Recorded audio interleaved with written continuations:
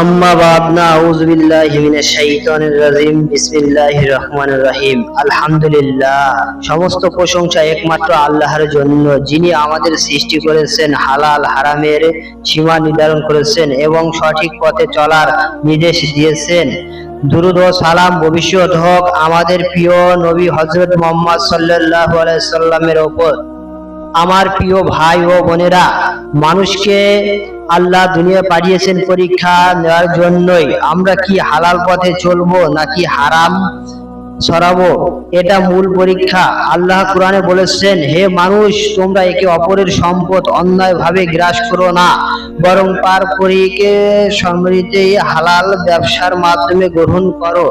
আজকের সমাজের তিনটি বড় অপরাধ ব্যাপক আকারে ছড়িয়ে পড়েছে: সুদ, জুয়া ও জঘন্যতম অপরাধ। এগুলো মানুষের ঈমান ধ্বংস করে, সমাজের অশান্তি সৃষ্টি করে ও আখিরাতকেই ধ্বংস করে দেয়। সুদ মানে হলো অন্যায়ভাবে সুবিধা নেওয়া। আল্লাহ তাআলা বলেন, তোমরা একে অপরের সম্পদ অন্যায়ভাবে ভক্ষণ করো না এবং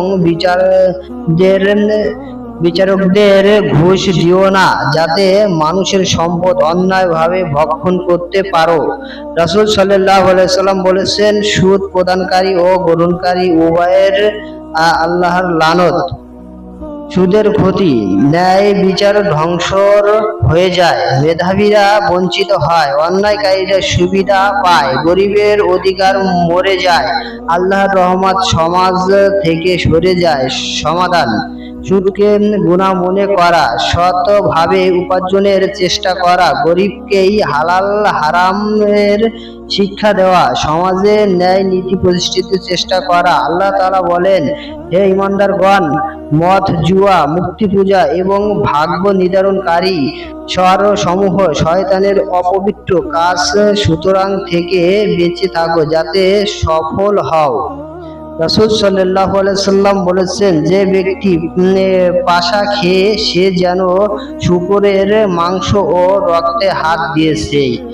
জুয়ার ক্ষতি: পরিবারের অশান্তি, দাম্পত্য কলহ, ঋণগ্রস্ত হওয়া, দারিদ্রতা, অপরাধবৃত্তি, হত্যা, চুরি, ডাকাতি। ঈমান দুর্বল হয়ে যায়, নামাজ কুরআন থেকে দূরে সরে চলে যায়।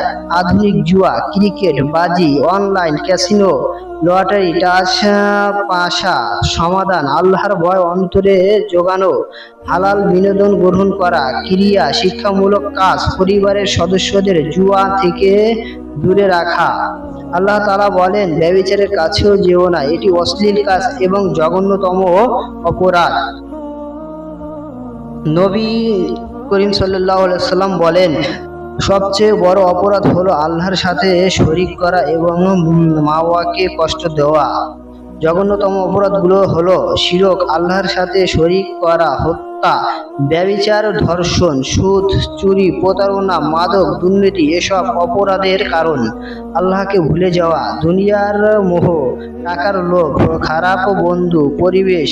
সমাধান: আল্লাহর ভয় অন্তরে রাখা, পরিবারের ইসলামিক শিক্ষা, সমাজের নৈতিকতা প্রতিষ্ঠাতা। দুনিয়ার শাস্তি: অর্থহানি, মানহানি, মানসিক অশান্তি, পরিবার ভাঙন।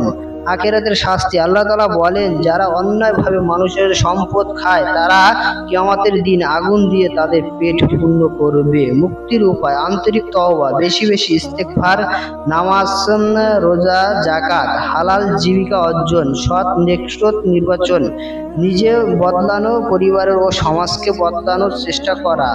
প্রিয় ভাই ও বোনেরা, সুদ, জুয়া ও জঘন্যতম অপরাধ মানুষকে ধ্বংস করে দেয়, ঈমান নষ্ট করে দেয়, দুনিয়া ও আখিরাতে বরবাদ করে দেয়। তাই আসুন আমরা সবাই মিলেই গুনাহ থেকে তওবা করি, হালাল পথে চলি এবং আল্লাহর কাছে মুক্তির প্রার্থনা করি। হে আল্লাহ, আমাদের সবাইকে হালাল পথে চলার তৌফিক দান করুক, আমিন। আপনার কাছে যদি আমার এই ভিডিওটি ভালো লাগে তাহলে চ্যানেলটি সাবস্ক্রাইব করতে পারেন।